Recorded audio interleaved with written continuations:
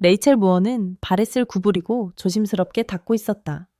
특수부대 저격수가 다가와 비웃으며 말했다. 청소 잘해 3,800m 표적은 맞출 수 있겠어? 무리들은 웃으며 그녀에게 거의 보이지 않는 사격장을 가리키며 소총을 던졌다. 레이첼은 말없이 스코프를 조정하고 방아쇠를 당겼다. 몇 초 후 거의 4km부터 떨어진 표적이 폭발했다. 저격수는 얼어붙었고 그의 뒤에 있던 지휘관은 차갑게 말했다. 누가 그녀 같은 사람을 여기에 허락했지? 다른 목소리가 대답했다. 아무도.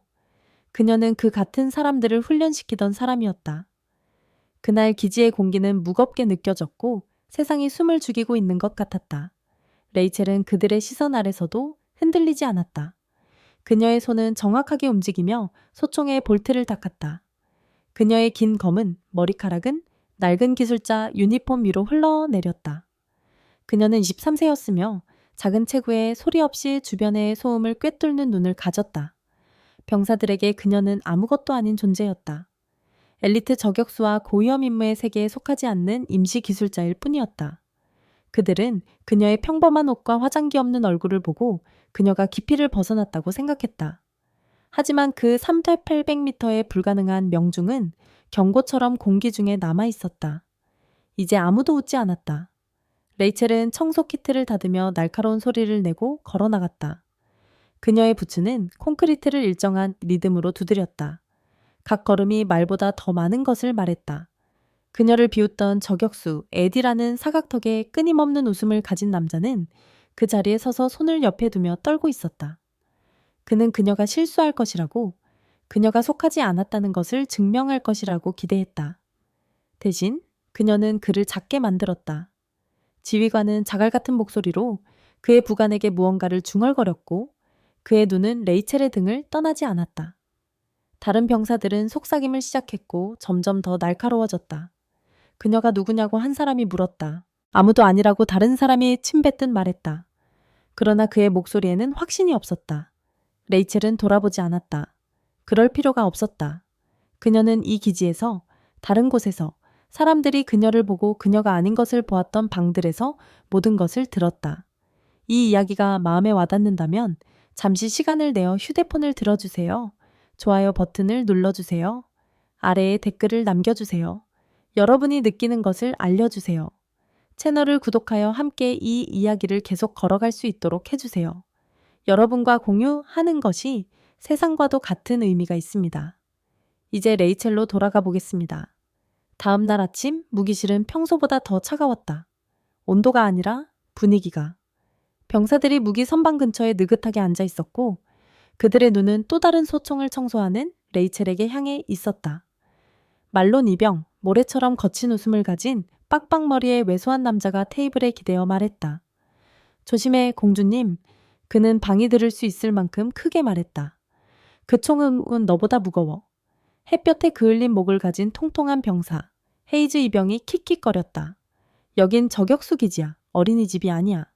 다른 병사들은 웃었고 그들의 목소리는 콘크리트 벽을 따라 울려 퍼졌다. 바우만 중사는 통통한 가슴과 영구적인 찡그린 얼굴을 가진 남자였다.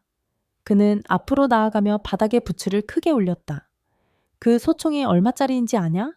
그는 소리쳤다. 긁히지 않게 해. 레이첼의 손은 흔들리지 않았다. 그녀는 총열을 닦았고 그녀의 움직임은 매끄럽고 거의 경건했다. 그녀는 고개를 들지 않았고 대답하지 않았다. 그녀의 침묵은 그들이 넘을 수 없는 벽이었다. 그날 오후 레이첼은 무기고에서 혼자 청소 키트를 정리하고 있었다. 그때 새로운 병사가 거만하게 들어왔다. 반가워요, 작은 아가씨. 그는 너무 가까이 다가가며 말했다. 그의 향수는 공기 중에 날카롭게 퍼졌다. 여기서 시간을 낭비하고 있네요. 더 쉬운 일을 하는 게 어때요? 예를 들면 유니폼 접기 같은 거요? 그는 테이블에서 걸레를 떨어뜨리며 그것이 그녀의 발에 떨어지게 했다. 방에 있던 다른 병사들은 킥킥거리며 그녀의 반응을 기다렸다. 레이첼은 걸레를 집어 깔끔하게 접어 테이블 위에 놓았다. 그녀의 눈은 반스의 눈과 마주쳤고 흔들림 없었다. 그렇게 쉽다면 그녀는 낮은 목소리로 말했다. 어떻게 하는지 보여줘요. 방은 조용해졌다. 반스의 웃음은 흔들렸지만 그는 걸레를 짚지 않았다. 레이첼은 다시 그녀의 일로 돌아갔고 그녀의 손은 흔들림 없었고 그를 노출된 채로 남겨두었다. 조금 열린 문 뒤에서 세스 대위가 지켜보고 있었다. 그는 40대였고 주먹에 흉터가 있으며 아무것도 놓치지 않는 눈을 가지고 있었다. 그는 기술자들이 오고 가는 것을 보았지만 레이첼은 달랐다. 그녀는 형광등 아래서 소총에 총열을 기울였고 그녀의 눈은 공류를 점검하며 좁아졌다. 그녀의 손가락은 조용한 확신으로 움직이며 무기의 역사를 읽는 것처럼 보였다. 그녀는 낡은 노트를 꺼내 연필로 수정선을 그렸다. 세스네는 주머니에서 더 이상 아무도 사용하지 않는 레이저 측정 도구를 꺼내어 스스로 총열을 점검했다. 숫자는 그녀의 스케치와 일치했다. 최대 0.012mm의 오차. 그의 숨은 목에 걸렸다. 그는 도구를 다시 넣었다. 그의 턱은 단단했다. 그녀는 단순히 청소하는 것이 아니었다. 그녀는 조정하고 측정하며 대부분의 저격수들이 결코 알지 못할 정도로 소총을 알고 있었다. 세스는 숨겨진 채로 그녀의 작업을 지켜보았다. 그는 한마디도 하지 않았지만 그의 마음은 그녀를 기록했다. 단순한 기술자가 아니었다. 정오까지 병사들은 새로운 게임을 시작했다. 그들은 그것을 검사라고 불렀다. 레이첼은 땀이 목을 타고 흐르는 블라징한 태양 아래 서 있었다. 그들은 그녀에게 3개의 소총을 하나씩 건네주었고 각각은 이전 것보다 더 무거웠다. 말로는 장난감처럼 그녀에게 스카이치를 던지며 웃었다. 이걸 다룰 수 있는지 볼까, 귀여운 아가씨? 햇볕에 그을린 헤이즈는 실수로 소총을 손에서 놓쳤다. 그것은 레이첼의 발에 떨어졌고 금속이 그녀의 부츠에 부딪혔다. 그녀는 움츠리지 않았고 욕하지 않았다. 그냥 주워서 청소하기 시작했다. 무리들은 웃었고 그들의 목소리는 열린 사격장을 가로질러 퍼졌다. 여자 기술자는 주방에서만 쓸모가 있어. 말로는 백야드에서도 보일 만큼 넓게 웃으며 말했다. 레이첼의 턱은 단단해졌지만 그녀의 손은 계속 움직이며 볼트에서 탄소를 닦아내어 소총이 빛나게 했다. 그녀는 무기를 깔끔하게 쌓고 의도적인 움직임으로 걸어나갔고 그녀 뒤에는 먼지와 침묵이 남았다. 그 저녁 신병들이 사격장 근처에 모였고 그들의 목소리는 자만심으로 가득 차 있었다. 그들 중 한 명, 젠킨스라는 신선한 문신과 어깨에 짐을 지고 있는 건방진 아이가 레이첼이 탄약 상자를 나르는 것을 보았다. 그는 그녀의 길을 막으며 뛰어오며 날카로운 웃음을 지었다. 너 같은 여자가 이걸 들고 다니는 게 어울리냐? 그는 그의 친구들이 들을 수 있을 만큼 크게 말했다. 다칠 거야. 진짜 군인이 맡아야지. 그는 상자를 잡으려 했지만 레이첼은 한 걸음 뒤로 물러나며 단단한 손잡이를 잡고 그의 눈을 고요하지만 날카롭게 응시했다. 진짜 군인이라면 그녀는 평평한 목소리로 말했다. 떨어뜨리지 않고 들어봐. 젠킨스는 주저하며 웃음이 사라졌다.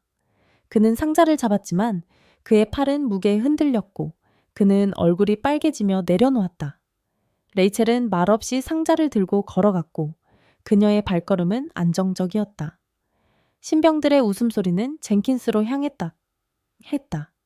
그날 오후 세스는 기록실에 있었고 그의 손가락은 먼지 쌓인 무기로그를 넘기고 있었다. 그는 무엇을 찾고 있는지 몰랐지만 그것을 발견했다. 수년 전에 날짜가 적힌 손으로 쓴 메모. 무어 재조정 균형 시스템, 사도 드리프트 수정. 그것은 대부분의 저격수들이 만져보는 것을 꿈꾸는 XM2000BM 프로토타입과 연결되어 있었다. 세스의 눈은 좁아졌다. 그는 인사 목록을 확인했다. 아무것도 없었다. 기술자로도 병사로도 레이첼 무어는 없었다. 그는 기록부를 안고 중령의 사무실로 걸어갔다. 대령님, 그는 말했다. 책을 펼치며. 그녀는 단순한 임시직이 아닙니다. 대령은 회색 머리와 풍화된 돌 같은 얼굴을 가진 남자였다. 그는 페이지를 흘낏 보고 세스를 오랫동안 응시했다. 계속 지켜보세요. 그는 낮고 조용한 목소리로 말했다. 세스는 고개를 끄덕였지만 그의 속은 뒤틀렸다. 여기에 이야기가 있었고 그는 그저 조각들을 잡고 있었다. 전기장비 점검 중 레이첼은 소총 더미를 검사하고 있었다. 그때 유지보수 장교 프라이스 중위가 당당하게 다가왔다. 그는 목소리가 크고 남의 말을 가로막는 습관이 있는 마른 남자였다. 이봐, 기술자. 그가 날카로운 목소리로 불렀다. 저 총열에 얼룩이 남았어. 그는 그녀가 방금 청소한 소총을 가리키며 공중에 손가락을 흔들었다. 근처에 있던 병사들은 그녀가 당황하기를 기다리며 웃었다. 레이첼은 천천히 의도적으로 소총을 집어들었다. 그녀는 총열에 천을 문지르며 프라이스를 똑바로 쳐다보았다. 내 눈에는 깨끗해 보이는데요. 그녀는 말했다. 빛에 비쳐 소총이 완벽하게 빛났다. 프라이스의 미소가 사라지고 그의 손가락이 내려갔다. 그는 중얼거리며 이중 확인해야 한다고 말하고 서둘러 걸어갔다. 병사들은 서로를 쳐다보며 미소를 지우고 있었다. 레이첼은 소총을 내려놓고 다음 것으로 옮겨갔다. 그녀의 침묵은 프라이스의 떠들썩함보다 더 컸다. 다음 날 기지는 소문으로 가득 찼다. 레이첼의 사격은 들불처럼 퍼졌지만 예상과는 다른 방식이었다. 병사들은 식당에 모여 쟁반을 부딪히며 속삭였다. 그녀가 그 목표물을 맞췄을 리가 없어. 헤이즈가 날카롭게 말했다. 누군가가 대신 쏜 거야. 말로는 의자에 기대며 고개를 끄덕였다. 그녀는 기술자야. 아마 원격 장비를 사용했겠지. 레이첼은 탄약 상자를 들고 지나갔고 얼굴은 무표정했다. 그녀를 처음 조롱했던 스나이퍼 에디가 방 건너에서 소리쳤다. 이봐, 총 청소부 3,800m 사격 다시 해볼래? 아니면 그게 우연이었나? 그룹은 날카롭고 잔인하게 웃음을 터뜨렸다. 그들은 그녀 옆에 2개의 소총 개머리판을 놓고 비웃었다. 너의 키에 맞게 에디가 손가락으로 그녀를 겨냥하는 척하며 말했다. 레이첼은 눈을 깜빡이지 않았다. 그녀는 소총을 삼각대에 설치하고 손은 안정적이며 눈은 먼 목표물에 고정되었다. 그녀가 쏘기 전에 새로운 목소리가 소음을 가로질렀다. 그리어 중이 클립보드를 든 키 큰 여성이자 기준에 미달하는 사람들을 가차없이 비판하는 명성을 가진 그녀가 앞으로 나섰다. 그녀의 눈은 레이첼의 낡은 유니폼을 훑고 입술은 비틀어졌다. 너는 사격장을 지연시키고 있어. 그녀가 날카롭게 말했다. 여기는 아마추어를 위한 놀이터가 아니야. 그녀는 삼각대를 가리켰다. 비켜서 진짜 스나이퍼들이 일하게 해. 그룹은 킥킥거리며 웃었지만 레이첼은 움직이지 않았다. 그녀의 손은 소총에 고정되어 있었고 손가락은 부드러운 클릭 소리와 함께 조준경을 조정했다. 아직 끝나지 않았어요. 그녀는 조용하지만 단호한 목소리로 말했다. 그리어의 얼굴은 붉어졌지만 그녀가 대답하기도 전에 레이첼은 목표물로 돌아섰고 집중은 깨지지 않았다. 그룹의 웃음은 멈추고 그들의 눈은 2 여성 사이를 오갔다. 다음 움직임을 기다리며 그날 바람은 더 강했다. 먼지를 날리고 깃발을 흔들었다. 레이첼은 사격선에 서서 천천히 숨을 들이쉬며 어깨를 올렸다. 그녀는 조준경을 조정하며 손가락은 노련하게 움직였다. 그룹은 그녀가 자리 잡는 것을 보며 미소를 지우고 있었다. 그녀는 쏘았고 총성이 공기를 가르며 5초 후 3,800m 밖의 목표물이 정중앙에서 부서졌다. 뒤이어 찾아온 침묵은 귀를 멍하게 했다. 에디의 무릎은 흔들렸고 그의 미소는 사라졌다. 뭐야? 그는 거의 들리지 않는 목소리로 중얼거렸다. 레이첼은 유니폼에 손을 닦으며 일어섰다. 그녀는 그를 보지 않고 그냥 소총을 닦고 케이스를 부드럽게 닫고 떠났다. 그룹은 따라가지 않았다. 감히 그럴 수 없었다. 다음 날 오후 레이첼은 조준경을 재조정하고 있을 때 신병 디아즈가 그녀에게 다가왔다. 그는 압박을 받을 때 더 심해지는 말을 더듬는 마른 청년이었다. 여사님, 그는 고장난 소총을 쥐고 말했다. 또 막혀요? 근처에 있던 다른 병사들은 레이첼이 그를 무시하기를 기다리며 비웃었다. 대신 그녀는 소총을 그의 손에서 받아 외과의사처럼 다루었다. 그녀는 몇 초 만에 그것을 분해하고 부품을 천 위에 늘어놓았다. 봐요. 그녀는 안정적인 목소리로 말했다. 비뚤어진 스프링을 가리키며 그녀는 그것을 교체하고 소총을 재조립하여 돌려주었다.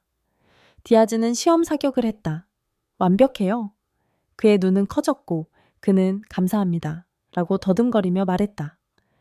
레이첼은 이미 그녀의 작업으로 돌아가며 고개를 끄덕였다. 병사들의 비웃음은 사라지고 불안한 눈빛으로 대체되었다. 디아즈는 소총을 신성한 것처럼 쥐고 그의 손은 이전보다 안정적이었다. 저녁까지 소문이 퍼졌다. 식당은 비난으로 가득 찼다. 그녀는 속임수를 썼어. 헤이즈는 포크를 내리치며 말했다. 기술자가 그 사격을 할 리가 없어. 다른 병사, 가짜 친근한 미소를 가진 마른 아이는 그녀가 조준경의 기술을 조작하는 것을 보았다고 주장했다. 몇몇은 그녀의 침대에 몰래 들어가 증거를 찾으려 했다. 그들은 아무것도 찾지 못했다. 공책만 있었다. 페이지에는 탄도 공식, 바람 차트, 손으로 그린 조준경이 가득했다. 얼굴에 너무 큰 안경을 쓴 기술자였다. 카터 이병은 그것을 뒤적이며 휘파람을 불었다. 이건 차원이 달라? 그는 말했다. 하지만 다른 사람들은 그를 무시했다. 그들은 수학이 아닌 더러운 것을 원했다. 레이첼은 계속 작업했고 손은 안정적이고 얼굴은 읽을 수 없었지만 그녀의 눈은 모든 것을 포착했다.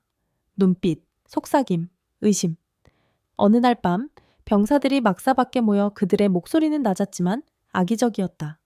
말로는 그곳에 있었고 홍조가 도는 그의 머리는 수수 고모 묻는 홍수 조명 아래서 빛났다. 그녀는 뭔가 숨기고 있는 게 틀림없어. 그는 돌멩이를 땅에 던지며 말했다. 그렇게 잘하는 사람이 속임수 없이 있을 리가 없어? 없어. 막 전입한 신참, 어깨에 짐을 지고 있는 클레인 상사는 고개를 끄덕였다. 그는 자신을 증명하고 싶어 했다. 그는 레이첼의 작업대로 걸어갔다. 그녀는 소총의 재료를 점검하고 있었다. 이봐. 그는 머리를 돌릴 정도로 크게 짖었다. 한 번의 사격으로 특별하다고 생각해? 지금 당장 다시 증명해봐. 그는 2000m 떨어진 목표물을 가리켰다. 빛이 희미해지고 있었다. 레이첼은 고개를 들지 않았다. 그녀는 조준경을 조정하고 쏘았고 목표물이 부서졌다. 클레인의 턱이 떨어졌지만 그는 물러서지 않았다. 운이 좋았어. 그는 중얼거리며 떠났다. 레이첼은 소총을 닦으며 손은 안정적이고 침묵은 그의 말보다 더 컸다. 세스는 그것을 놓을 수 없었다. 그는 다시 대령의 사무실에 앉아 있었다. 이번에는 그가 가지면 안 되는 파일을 가지고 있었다. 대령은 한숨을 쉬며 기밀 폴더를 책상 위로 밀었다. 프로젝트 바이퍼 에코. 레이첼의 이름이 거기에 있었다. 델타포스의 주 스나이퍼 훈련관. 북파키스탄에서 잘못된 임무의 유일한 생존자. 그녀의 팀은 돌아오지 못했다. 그녀는 돌아왔다. 그녀의 파일은 그녀의 요청에 따라 은퇴 후 삭제되었다. 대령의 목소리는 낮았다. 결정적이었다. 여기서 그녀를 평가할 수 있는 사람은 없다. 세스의 턱은 단단해졌다. 그는 그녀가 햇볕 아래서 소총을 청소하는 것을 한마디도 하지 않고 모욕을 견디는 것을 생각했다. 레이첼이 다음 브리핑에 들어섰을 때 모든 장교가 일어섰다.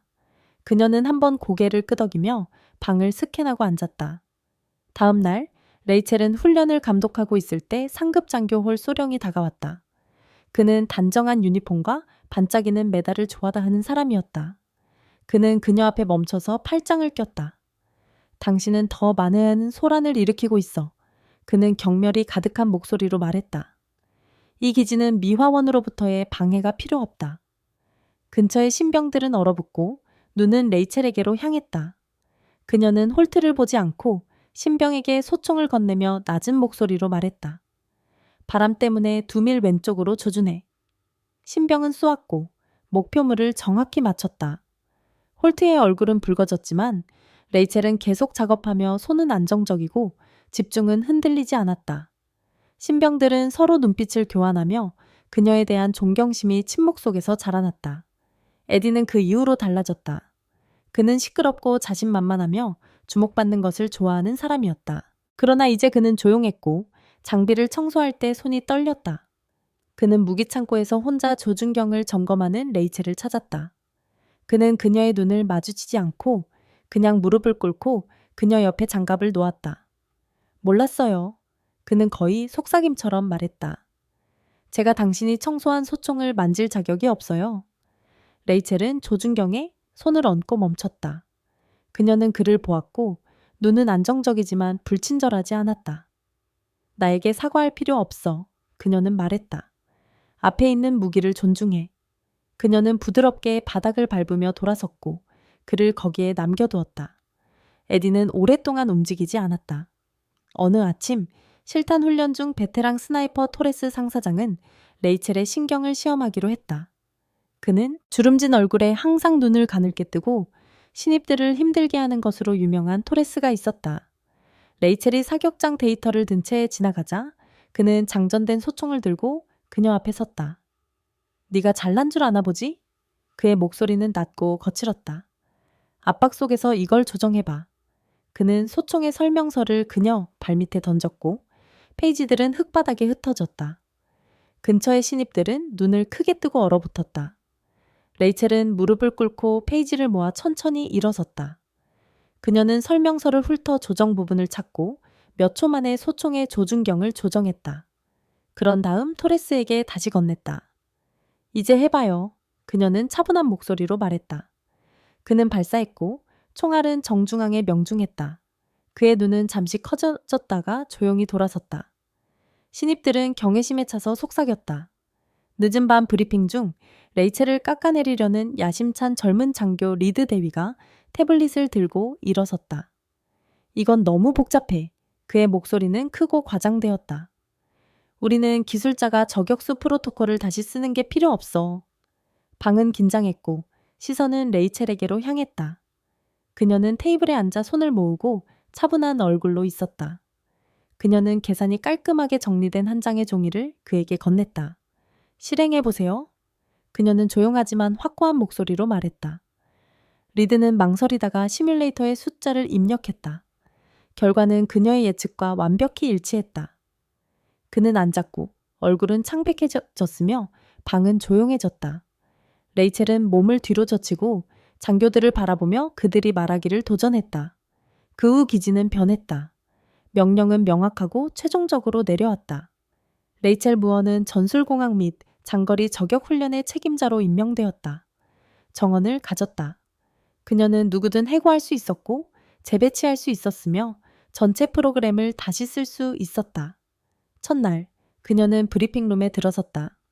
낡은 유니폼은 변함없었고 머리는 여전히 느슨하게 묶여 있었다. 그녀를 조롱했던 장교들은 고개를 약간 숙이고 있었다.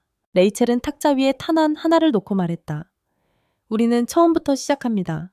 그녀의 목소리는 차분하지만 확고했다. 그리고 잊지 마세요. 저는 겨우 23살입니다. 방은 조용했지만 더 이상 의심의 침묵이 아니었다.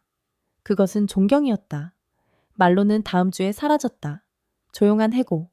설명은 필요 없었다. 그의 이름은 명단에서 사라졌다. 그의 침상은 치워졌다. 데이케어에 대해 비웃었던 햇볕에 탄 병사 헤이스는 특수작전 프로그램의 후원을 잃었다. 아무도 이유를 말하지 않았지만 시기는 쉽게 알 수 있었다. 에디의 경력도 타격을 입었다. 온라인에 영상이 올라왔다. 흐릿했지만 충분히 명확했다. 그가 레이첼을 조롱하며 그녀의 키와 직업을 비웃는 모습이었다.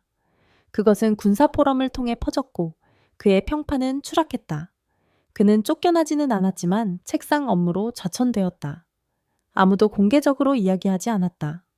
그럴 필요가 없었다. 진실은 따라잡고 있었다. 어느 날 아침, 레이첼은 소총을 조정하고 있었는데 한 신입이 무기를 떨어뜨렸다. 그 소리는 사격장을 울렸다. 다른 병사들은 웃었지만 이전의 굴욕을 아직 잊지 못한 클라인 중사가 다가왔다.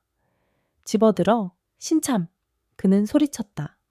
그리고 레이첼에게 돌아서며 말했다. 여기서 네가 이곳을 운영하는 것처럼 행동하지 마. 레이첼은 그를 쳐다보지 않았다. 그녀는 무릎을 꿇고 신입의 소총을 집어들어 손상 여부를 확인했다. 그녀의 손은 빠르게 움직였고 눈은 집중했다. 그녀는 신입에게 소총을 건네주며 낮은 목소리로 말했다. 다시 떨어뜨리지 마. 클라인의 얼굴은 일그러졌지만 그가 말을 하기 전에 신입은 레이첼의 이전 지시를 따라 완벽한 사격을 했다. 클라인은 어깨를 뻣뻣이 하고 걸어갔고 웃음은 이제 그를 향했다. 레이첼은 그것에 대해 신경 쓰지 않았다. 그녀는 이랬다. 훈련 프로토콜을 재설계하고 신입들을 위해 조준경을 조정하고 브리핑에 참석하며 그녀의 목소리는 조용하지만 명령적이었다. 어느 오후 그녀는 소총의 제로를 확인하고 있었는데 그림자가 사격장을 가렸다. 한 남자가 들어왔다. 키가 크고 어깨가 넓으며 얼굴은 단단했지만 불친절하지 않았다. 그는 많은 말을 하지 않았고 대령에게 고개를 끄덕였다. 방은 움직였다.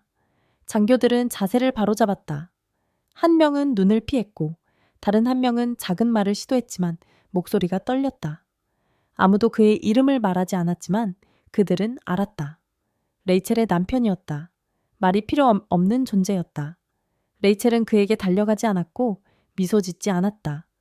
그녀는 그냥 서서 손을 소총에 얹고 그의 눈을 마주쳤다. 그는 고개를 끄덕였다. 그것으로 충분했다. 기지는 새로운 리듬에 적응했다. 레이첼의 명령은 의문 없이 따랐다. 신입들은 그녀의 시범을 조용히 지켜보았고 노트북을 열고 연필을 움직였다. 그녀는 강의하지 않았고 목소리를 높이지 않았다. 그녀는 사격을 준비하고 바람과 낙하, 수학을 설명하고 발사했다. 매번 목표는 부서졌고 매번 신입들은 배웠다. 어느 날 그녀는 조준경에 어려움을 겪고 있는 어린 병사 옆을 지나가며 손목을 살짝 움직여 조정했다. 그녀의 목소리는 낮았다. 발사와 함께 숨 쉬세요. 반대로 하지 말고. 그 아이는 고개를 끄덕였고 손은 더 안정적이었다. 레이첼은 부드러운 발걸음으로 흙 위를 걸어갔다. 몇 년 전 다른 사격장, 다른 삶. 레이첼은 더 젊었고 머리는 짧았으며 유니폼은 깔끔했다. 그녀는 사막에 서서 얼굴에 모래가 닿아 델타 저격수 팀에게 교정을 외쳤다. 그들의 사격은 하나씩 울렸고 그녀 덕분에 목표에 더 가까워졌다. 그녀는 그들의 앵커였고 그들의 날카로움이었다. 그러다 파키스탄에서의 임무, 총격전, 비명, 그 후의 침묵. 그녀는 혼자서 소총을 들고 돌아왔고 손은 피로 물들었다. 그녀의 팀은 사라졌다. 그녀는 모든 것을 떠나고 싶었고 자신의 파일을 삭제해달라고 요청했다. 대령은 아무 질문도 없이 그것을 해주었다. 그녀는 사라지고 싶었지만 소총, 사격장, 수학이 그녀를 다시 불렀다. 어느 조용한 저녁, 레이첼은 무기고에 혼자 있었는데 한 신입이 얼굴이 창백한 채 들어왔다. 이병리, 겨우 19살, 편지를 들고 손이 떨렸다. 프로그램에서 제외될 거예요. 그의 목소리는 부서졌다. 다른 병사들은 몇 주 동안 그를 비웃으며 약하다고 했다. 레이첼은 편지를 받아 훑어보고는 내려놓았다. 그녀는 그에게 소총을 건네며 목소리는 안정적이었다. 자세를 보여줘요. 리는 망설이다가 따랐다. 그녀는 그의 그립을 조정했고 손은 단단하지만 부드러웠다. 준비되면 발사해요. 그녀가 말했다. 그는 발사했고 목표는 부서졌다. 리의 눈은 빛났고 어깨는 곧아졌다. 레이첼은 고개를 끄덕였다. 아직 끝나지 않았어요. 다음 날 그의 재회는 번복되었다. 설명은 없었다. 병사들은 그를 비웃는 것을 멈췄다. 이제 레이첼은 마치 떠난 적이 없는 것처럼 기지를 돌아다녔다. 그녀는 과거를 훈장처럼 달고 다니지 않았다. 그것은 그녀의 손, 눈, 그리고 그녀의 태도에 드러났다. 그녀를 비웃던 병사들은 빠르게 배웠다. 일부는 사과했고 목소리는 낮았고 눈은 바닥을 향했다. 다른 이들은 그저 그녀의 길을 피했다. 그녀는 신경 쓰지 않았다. 그녀는 이를 위해 여기에 있었다. 청소가 필요한 소총, 교육이 필요한 신입, 명중해야 할 목표를 위해. 그리고 그녀는 매번 명중했다. 결과는 계속 굴러가고 조용하지만 부인할 수 없었다. 그녀의 노트를 발견한 기술, 덕후 카터는 승진하여 그녀의 팀으로 재배치되었다. 그는 그녀를 따라갔고 안경은 그녀의 공식을 적으며 미끄러졌다. 그녀의 발에 소총을 떨어뜨린 마른 병사는 다른 주의 책상 업무로 정은했다. 아무도 그를 다시 보지 못했다. 부정행위에 대한 소문은 사라지고 그녀의 사격, 그녀의 노트, 그녀의 과거에 대한 이야기로 대체되었다. 병사들은 복도에서 그녀에게 고개를 끄덕였고 그들의 눈은 경외심 같은 것으로 머물렀다. 레이첼은 그것을 인정하지 않았다. 그녀는 계속 움직였다. 어느 오후 레이첼은 기지를 가로질러 걸어가고 있었는데 지프차가 먼지를 일으키며 지나갔다. 운전자는 버크 대위라는 건방진 장교로 비웃음을 흘리며 외쳤다. 탈레, 기술자? 그의 목소리는 조롱으로 가득 차 있었다. 근처의 병사들은 웃었지만 레이첼은 걸음을 멈추지 않았다. 그녀는 멈춰서 그를 바라보았고 그녀의 눈은 흔들림이 없었다. 똑바로 운전해요. 그녀는 차분한 목소리로 말했다. 정렬이 잘못됐어요. 버크는 웃었지만 떠날 때 지프는 약간 휘었고 타이어는 정렬이 맞지 않았다. 웃음은 사라졌고 레이첼은 계속 걸었고 그녀의 발은 자갈 위에서 흔들림이 없었고 그녀의 침묵은 그의 말보다 깊이 파고들었다. 어느 날 저녁 그녀는 혼자 사격장에서 서 있었다. 해가 저물며 하늘을 주황빛으로 물들였다. 그녀는 총을 쏘지 않고 균형을 점검하며 들고 있었다. 손가락은 느리고 신중하게 무게를 느꼈다. 그녀의 주머니에서 오래된 팀이 사막에서 웃고 있는 빛바랜 사진이 미끄러져 나왔다. 그녀는 사진을 집어들고 엄지손가락으로 그들의 얼굴을 쓸어내렸다. 그녀의 눈은 잠시 부드러워졌다가 다시 단단해졌다. 그녀는 사진을 주머니에 넣고 총을 어깨에 메고 막사로 돌아갔다. 바람은 그녀의 부츠스 소리를 담담하게 실어 나르며 다음 주 고위험 훈련 중에 장교들이 모여 관찰했다. 그들 중에는 은빛 콧수염과 절대 웃지 않는 것으로 유명한 본 대령이 있었다. 그는 레이첼이 신병을 지도하는 모습을 지켜보았다. 그녀의 목소리는 낮았고 손은 총의 정렬을 안내했다. 신병이 목표물을 맞추자 보는 그룹이 들을 수 있을 정도로 크게 콧방귀를 뀌었다. 초심자의 행운이군. 그가 팔짱을 끼며 말했다. 그녀는 그냥 기술자일 뿐이야. 근처의 장교들은 고개를 끄덕이며 동의하려 했다. 레이첼은 들었지만 돌아보지 않았다. 대신 그녀는 총을 집어 몇 초 만에 설정하고 3,000피트 밖의 목표물을 향해 발사했다. 목표물은 산산조각 났다. 그녀는 다시 쏘고 또 쏘았다. 각각의 발사는 완벽했다. 본의 팔은 내려갔고 그의 얼굴은 창백해졌다. 레이첼은 신병에게 총을 건네며 차분한 목소리로 말했다. 이제 내 차례야. 장교들은 침묵했고 그들의 고개 끄덕임은 응시로 바뀌었다. 이제 그 기지는 어느 정도 그녀의 것이었다. 그녀가 요구해서가 아니라 스스로 얻어낸 것이었다. 그녀가 브리핑룸에 들어설 때 일어섰던 장교들은 여전히 일어섰다. 웃었던 신병들은 이제 경청했다. 그녀가 닦은 총은 빛났고 그녀가 마친 목표물은 부서졌다. 그녀는 소리칠 필요가 없었고 설명할 필요도 없었다. 그녀의 작업이 말해주었다. 그녀의 침묵이 더 크게 말했다. 그리고 남편이 다시 방문했을 때 조용히 그녀의 옆에 서 있을 때 방은 단순히 이동한 것이 아니라 고요해졌다. 이제 아무도 그녀를 조롱하지 않았다. 감히 그럴 수 없었다. 이는 과소평가되고 판단받고 밀려난 모든 사람을 위한 것이다. 아무도 당신을 보지 않는 방에 서 있는 기분을 알 것이다. 당신은 그들의 말, 웃음, 의심의 무게를 짊어졌다. 계속 나아가는 것이 틀리지 않았다. 당신은 침묵 속에 혼자가 아니었다. 레이첼의 이야기는 당신의 이야기이기도 하다. 어디서 보고 계신가요? 아래에 댓글을 남기고 팔로우하여 나와 함께 심장 아픔, 배신, 그리고 마침내 치유의 여정을 걸어보세요.